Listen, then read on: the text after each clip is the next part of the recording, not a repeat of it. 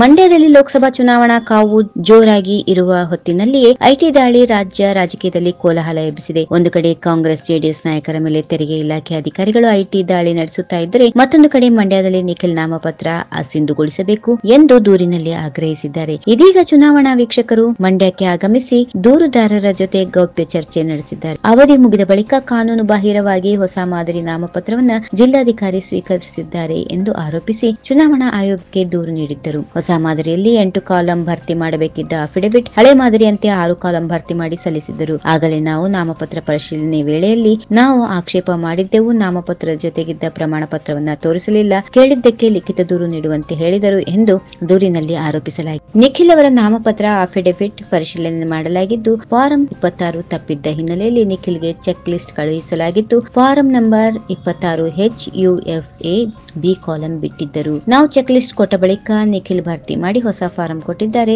Revised affidavit ಸಲ್ಲಿಸಿದ್ದಾರೆ. ಹೀಗಾಗಿ ಅವರ ನಾಮಪತ್ರ ಸಿಂಧುವಾಗಿದೆ. ನಾಮಪತ್ರ ಅಸಿಂಧುವಾಗಲಿದೆ ಎಂಬುದೆಲ್ಲ ಊಹಾಪೋಹವಾಗಿದೆ ಎಂದು ತಿಳಿಸಿದ್ದಾರೆ. ಈ ವಿಡಿಯೋ ನಿಮಗೆ ಇಷ್ಟವಾದಲ್ಲಿ ಲೈಕ್ ಮಾಡಿ, ಶೇರ್ ಮಾಡಿ, ಸಬ್ಸ್ಕ್ರೈಬ್ ಮಾಡಿ.